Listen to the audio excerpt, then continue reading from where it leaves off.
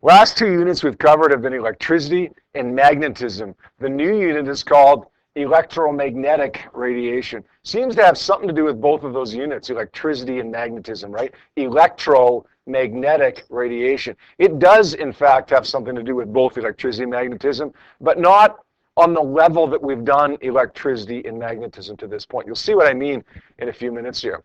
What is electromagnetic radiation? What is it? Well, electromagnetic radiation is energy. You guys learned in Physics 20 that waves carry energy. That's the purpose of waves. They carry energy from one place to the other. Okay, you're sunning yourself on an air mattress in a swimming pool, and somebody else jumps off a diving board on the other side of the pool into the water. You start bobbing up and down. You got energy from them, and it was transferred to you from them by the wave that was carried by the water. Electromagnetic radiation is also a wave that carries energy, but this wave is different than the water wave that carried energy to your air mattress. This is pure energy. This is energy that's being transmitted through empty space. It doesn't need air or water or anything else to carry it. It can travel through empty space, and the reason it can travel through empty space is because of its composition. It consists of, and here's where electricity and magnetism come in here, it consists of two waves, actually, two sine waves, two sinusoidal waves. An electric field wave, electric field we talked about 2 units ago, and a magnetic field wave that we talked about in our last unit. They are both sine waves, so they both go like this, and they are both perpendicular to each other. So in other words, if the electric field wave is on the y-axis, the magnetic field wave would be on the x-axis. If the electric field wave is on the x-axis, and the magnetic field wave might be on the y-axis, or even the z-axis. Okay, these two sinusoidal waves are perpendicular to each other. You don't see a lot of Scottish guys in physics, but this is one, James Clerk Maxwell.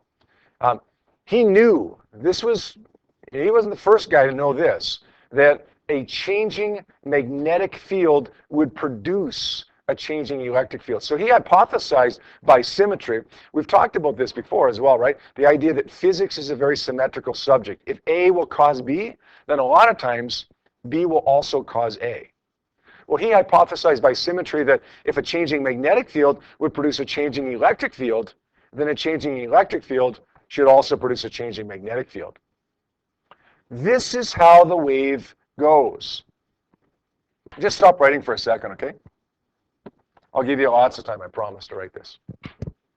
This is how the wave goes. On my vertical axis here, I've got an electric field. Okay, forget about over here. Okay, I've got one simple pulse, an electric field on my vertical axis. That would be my y-axis. On my z-axis, I've got a magnetic field here. And you can see that magnetic field is perpendicular to it. It's in phase with the magnetic field. In other words, when you have a crest of one wave, you have a crest of another wave. When you have a trough of one, you have a trough of another. This was produced by an accelerating electric charge. Charge particles speeding up, charge particles slowing down, some kind of accelerating electric charge. Now, this changing, okay, and you can see the magnitude is changing because it's sinusoidal. This changing electric field that I'm going to draw in blue here actually will produce a changing magnetic field that I'm going to draw in red. This changing magnetic field that we started off with, that was produced by the accelerating charged particle, will produce, need another color here now. Let's make it, let's go yellow. This changing magnetic field that was produced by the accelerating charge will produce a changing electric field. So you got an electric field and a magnetic field to start off, and then the electric field makes more magnetic field, and the magnetic field makes more electric field, and then so on and so on and so on. That process continues way down here, so that electric field makes magnetic field makes electric field makes magnetic field, and so on and so on and so on. Now, if you have just a simple accelerating charge, and then it's done, the charge does its thing, and then it's done, you don't get this continuous waveform like it looks like we have right here. Rather, what happens is you got your original electric field and magnetic field that we see in blue and green here.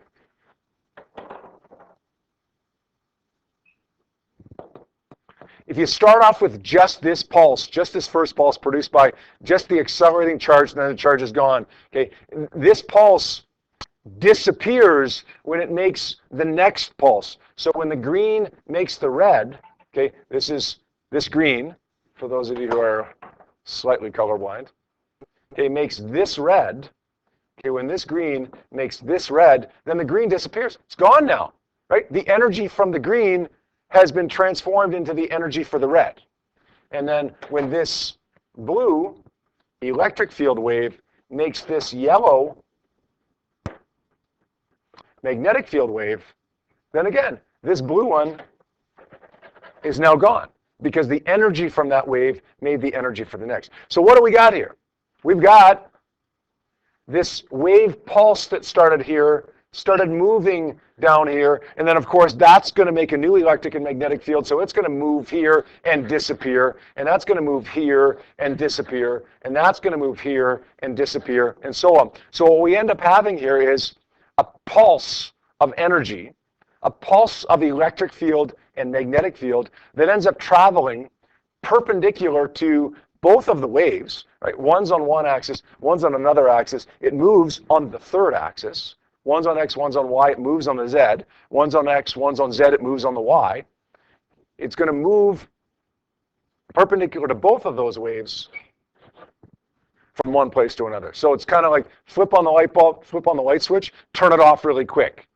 You produce a bit of a wave by accelerating charges of one type or another. And then that wave pulse travels from there to your eyes because the changing electric field and the changing magnetic field, when you first turned it on and when you first had that accelerating charge, produced more electric field and magnetic field, which produced more electric field and magnetic field, and so on.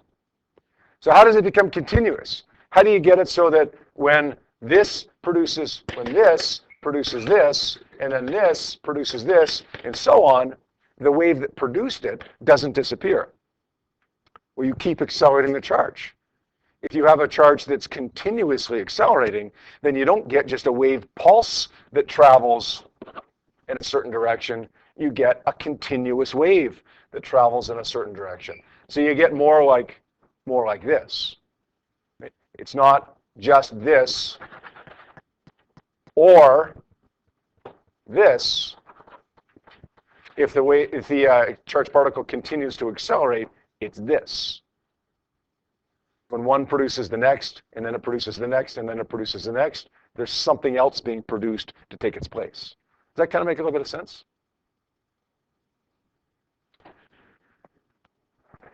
So we talked about these things, one being on one axis, one being on another axis, and then traveling along the third axis, propagating along the third axis. How fast does it propagate or move along the third axis? Really fast. 3 times 10 to the 8 meters per second. Hey, it's not a coincidence that that's the speed of light, because this is light. That's what we're talking about here. Electromagnetic radiation in a vacuum, doesn't matter what kind you have. You guys learned when we watched that YouTube video, radio waves, microwaves, infrared, visible light, ultraviolet, X-rays, gamma rays, it doesn't matter what kind we have. If in a vacuum, they'll all travel at the same speed, 3 times 10 to the 8 meters per second, which is about 1 billion kilometers per hour, which means, hey, how many people have ever driven across Canada? Yes? From where to where? That's across Canada, definitely. Okay, Vancouver to Labrador. Well, you couldn't go to Victoria? Vancouver to Labrador will give you that, okay? That's further than I've driven, okay? The furthest I've ever driven is Victoria to Halifax, which is, Labrador is worse than going to Halifax. Probably even have to cross like ice roads almost to go to Labrador, do you? That's a long way. You go from Halifax to, let's say, Vancouver, and then you turn around and go back again. It's going to take you, if you drive hard, like I'm talking like 14 hours a day, it's going to take you about 12 days 12, 13 days to go from Halifax to Vancouver and then back again. It's going to take you, let's say, 12 days. If you turned on a flashlight in Halifax and it was able to go all the way to Vancouver, it wouldn't because of a lot of factors. But let's say it was able to go all the way to Vancouver and then bounce off a mirror and go back to Halifax and then bounce off a mirror and go back to Vancouver and so on and so on and so on. It would do that about 30 times in a second. 30 return trips across Canada in 1 second versus driving on the highway takes you 12 days to make one return trip across Canada, driving hard. That's how fast light travels. It's not really, really fast. It's really, really, really fast.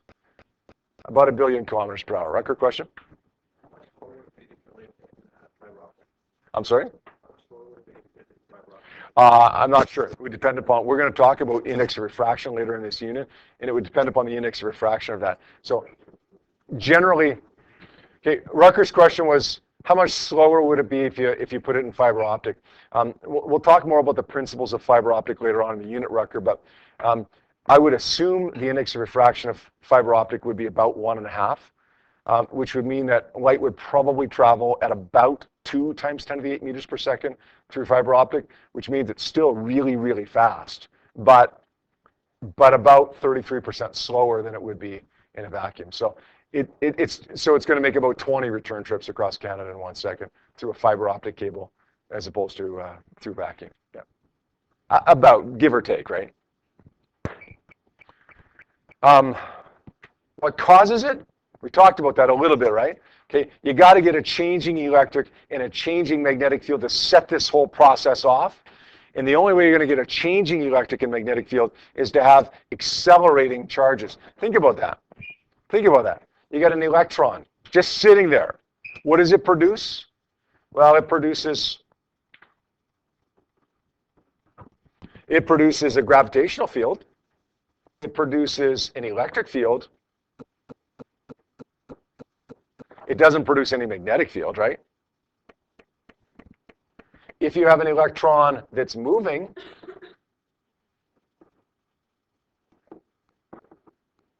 well, that's going to produce still a gravitational field. It's going to produce an electric field, and it's going to produce a magnetic field. But the electric field and the magnetic field are constant values. They're constant electric and magnetic fields, and that's not enough to give us EMR. Remember, we need the changing electric and magnetic field so that we can propagate it, right? Because the changing magnetic field produces a changing electric field, which produces a changing electric field, and so on. If you have constant values, then, hey, that's great. You got electric and magnetic fields, but you don't have the changing values to make more, to make it move. So you don't have EMR. But if you have a charged particle, whether it be a negative or a positive, and whatever the V is, it's changing. In other words, it's accelerating. Then that still produces a gravitational field. It produces an electric field and a magnetic field. But the electric field and the magnetic field are changing. And because they're changing, they produce EMR, electromagnetic radiation. Yep. Yes, yes. If we take that electron and somehow get it to move back and forth, which is not very difficult to do.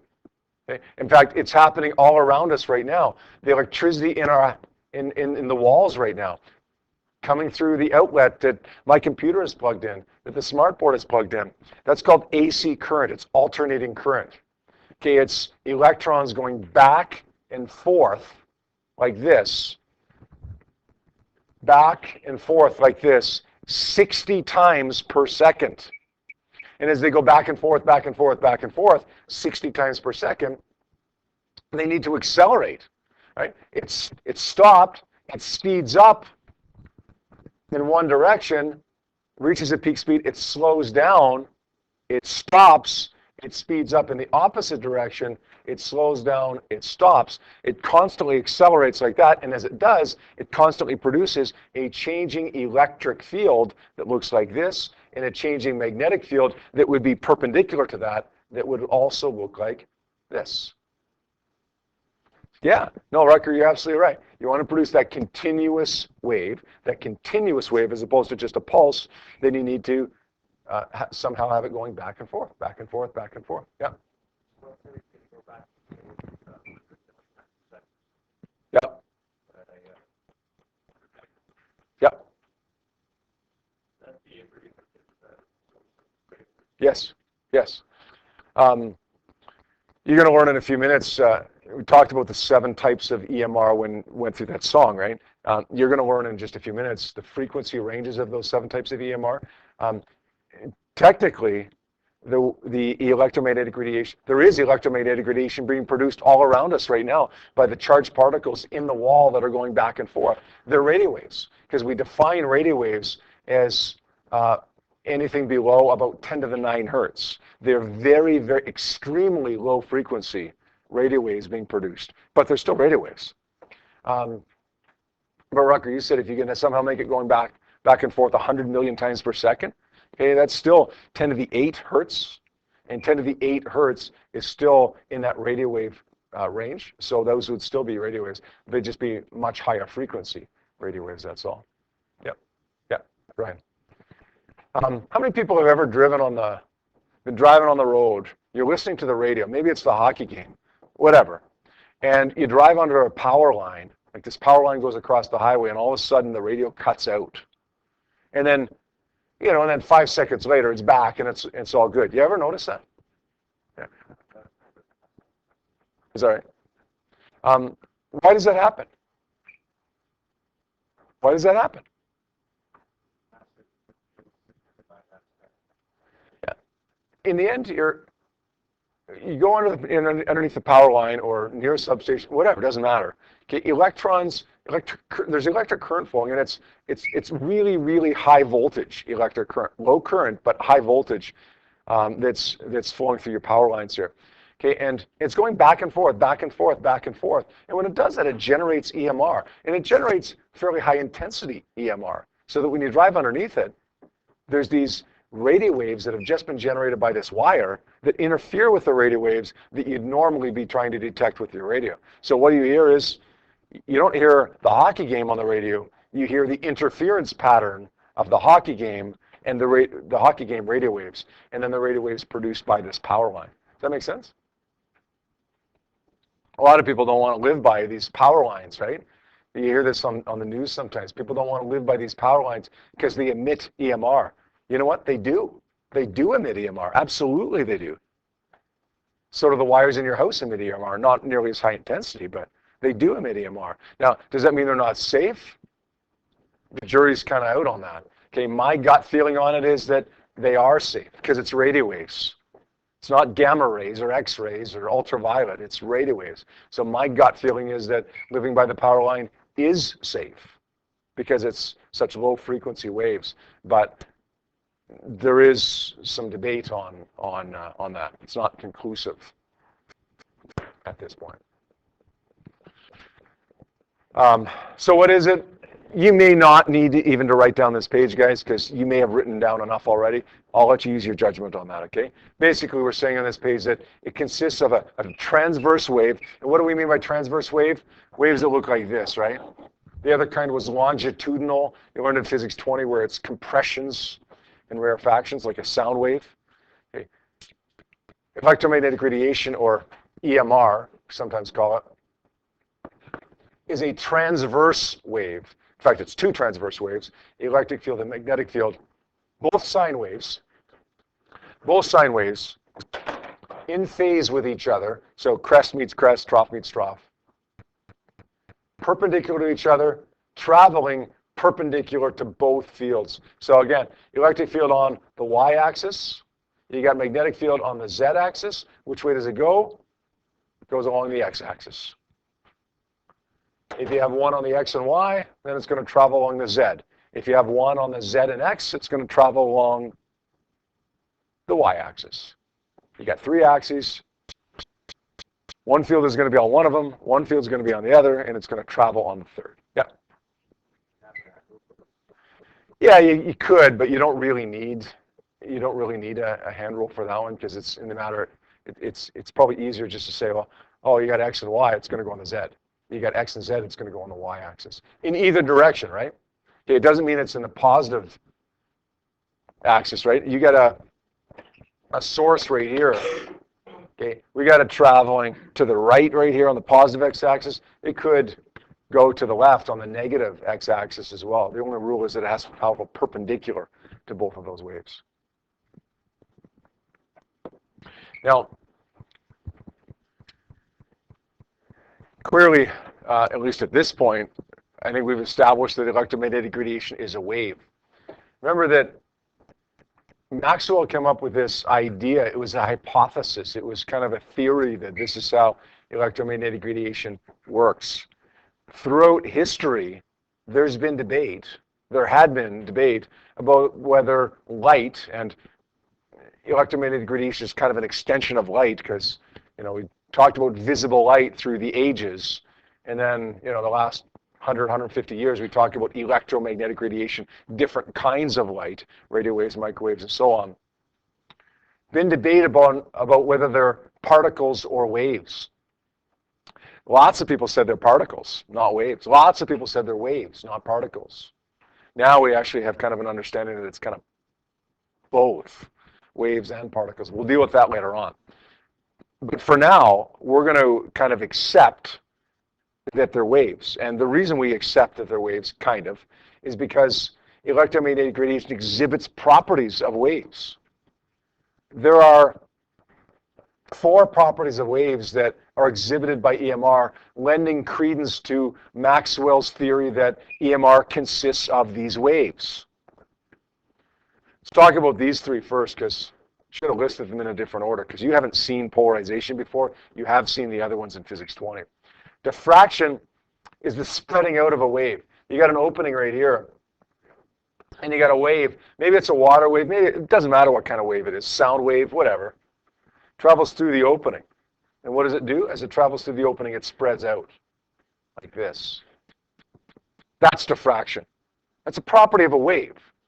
And waves undergo diffraction. So does EMR. Well, if waves undergo diffraction and EMR does, then it stands to reason that EMR is a wave. It supports the wave nature of electromagnetic radiation.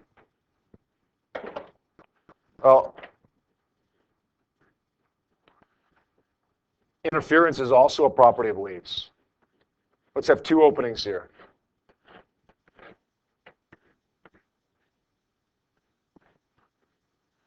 When it goes through both openings, look at that.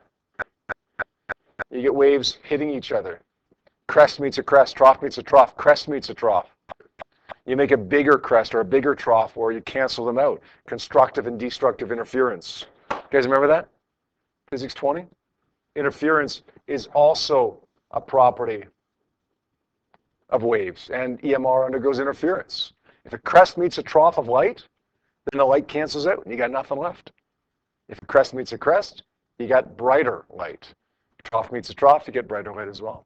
Interference is a property of waves. EMR undergoes interference, got to be a wave. Refraction. Hey, if you were in my Physics 20 class, I would have done this this little analogy with you. If you weren't, then you'll have learned about refraction, but maybe not in exactly the same way. We got a parking lot here, and the parking lot is paved. So there's pavement on this side, and for whatever reason, there's a swamp on this side filled with maybe a half a meter of water. And you got a bunch of soldiers. For whatever reason, there's a bunch of soldiers in this parking lot, and they're all in a line, and there's a whole bunch of them. So when you're looking at them from above, I haven't figured out why the soldiers are in the parking lot yet, but they're there. They're in this parking lot, they're in a line, you're looking at them from above. It kind of looks like a wave front. Okay, it kind of looks like the crest of a wave from above in a helicopter, because they're all in a line. And they're marching up this way towards the top of the board there. So a couple seconds later, well, they're not in that first position anymore, they're in this position. Except this guy. This guy's not going as fast. How come? He's in the swamp. It's harder to walk in the swamp than it is in the pavement. So the wave front now is going to look up something like that. A couple seconds later, these guys are marching along as normal. This guy is marching along as normal. Oh, wait, this guy's in the swamp. So is this guy. So is this guy. couple seconds later, oh, this guy's in the swamp a little bit. These guys are definitely in the swamp. So the wavefront's going to look like this. See what happens there? Look, the wave was traveling this way. Now the wave is traveling this way. Refraction is the bending of a wave. The bending of a wave when it goes from one medium to the other. It happens because the speed changes. When a wave goes from one medium to another, the speed changes, the direction changes. That's refraction. That's a clear property of a wave. But guess what? EMR undergoes refraction as well. So again, more evidence to support the wave nature of EMR. What about the fourth one, the one that you've never seen before? Polarization. I'll show you a little demonstration with that, actually.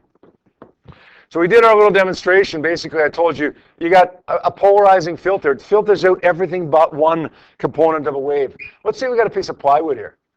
And in that piece of plywood is a slit, an opening cut in that piece of plywood. You got a skipping rope, and you're flicking that skipping rope back and forth like this. You're making a transverse wave, right?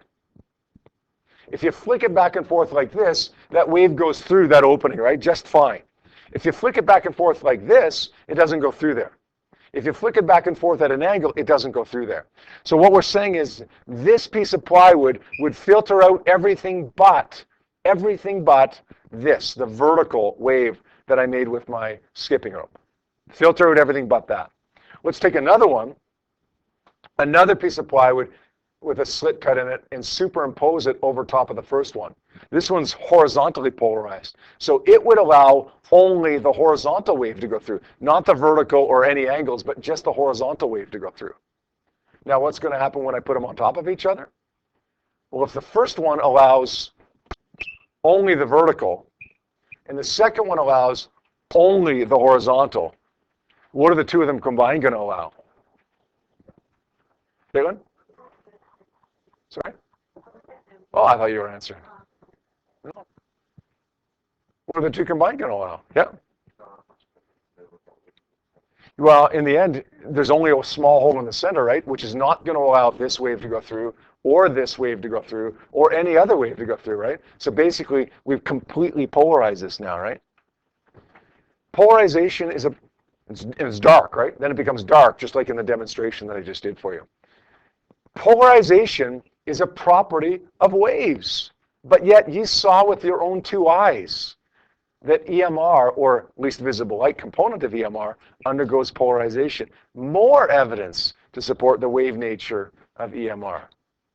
Now we're going to talk later on in the unit about lots of evidence to support the particle nature as well, but for now it's pretty clear that we do have a wave nature of EMR. Rucker, question?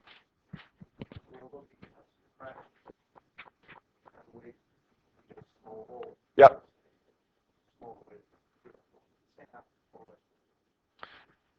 That's a good question. That's a good question. No. What I have drawn here is an analogy, and there's a number of different ways that we can polarize it. But what it isn't is literally an opening cut into the screen, right? So I see exactly what you're saying. It's a really good question. If we had it literally like this, Rucker, with a physical opening, then that wave would go through the opening, and yeah, it could diffract. But it's not a physical opening like this. Okay? I'm just showing you the physical opening just to kind of help you to understand how we can filter out one component or another. Still a good question, though. Okay, let's take a look at a couple quick multiple choice questions, and then we'll pack it up for the day, okay? First one.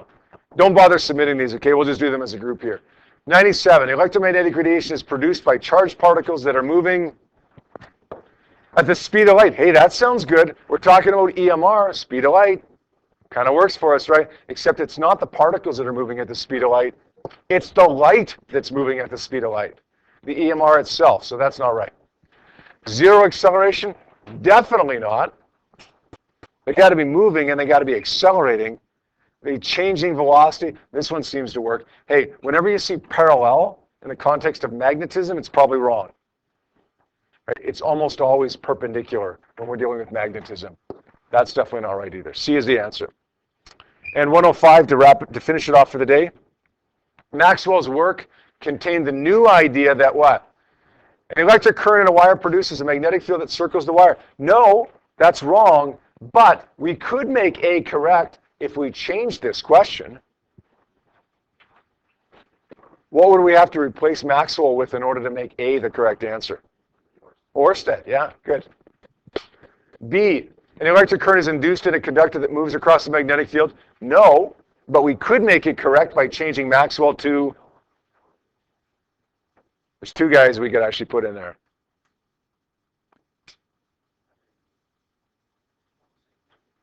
That's right, yeah, Faraday or Henry. Do you have that one? Good. C, an electric field that changes with time generates a magnetic field. Is that right? That sounds better, doesn't it? Remember, changing electric field produces changing magnetic field. Changing magnetic field produces changing electric field. Looks like it's good, but let's take a look at D. Two parallel wires exert a force on each other. Hey, they do, but that has nothing to do with electromagnetism, right? Or nothing to do with electromagnetic radiation.